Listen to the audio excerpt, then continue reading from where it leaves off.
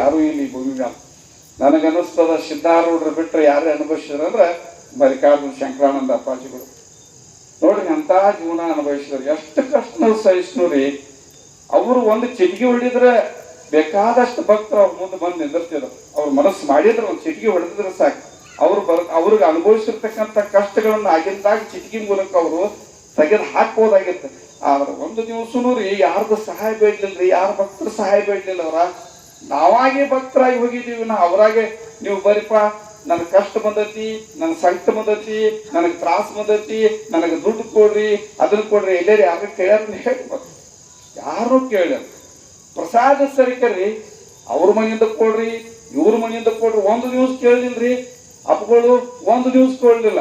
ಅಂತ ಕಷ್ಟದ ಪರಿಸ್ಥಿತಿ ಬಂದ್ರು ಇದ್ರ ಪ್ರಸಾದ ಉಂಡ್ರಿ, ಇರ್ಲಿಲ್ಲ ಅಂದ್ರೆ ಚುರುಮುರು ತಿಂದು ಬದುಕಿದ್ರಿ. ಎಂತ ಸಹಿಷ್ಣುಗಳು, ಎಂತ ಸಹಿಷ್ಣುತೆ. ಇದಕ್ಕಂತಾರ ನಾ ಬಹಳ ಹೆಮ್ಮೆಯಿಂದ ಹೇಳ್ತೇನೆ.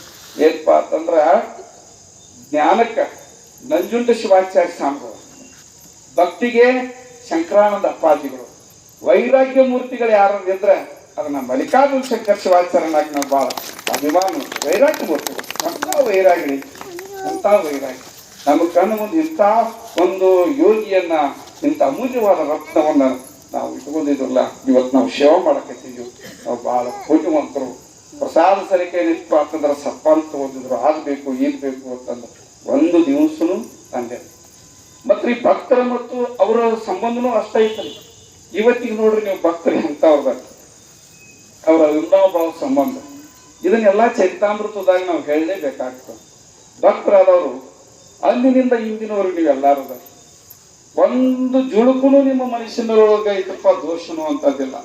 ಎಂಥ ಪ್ರೀತಿ ಪ್ರೇಮ ನೋಡ್ರಿ, ಕರೆದ್ರು ಬರುದಿಲ್ಲ ಕಾರ್ಯಕ್ರಮಕ್ಕೆ. ಇವತ್ತು ಪರೂರಿನಿಂದ ಎಲ್ಲರೂ ನೀವು ಬಂದರಪ್ಪ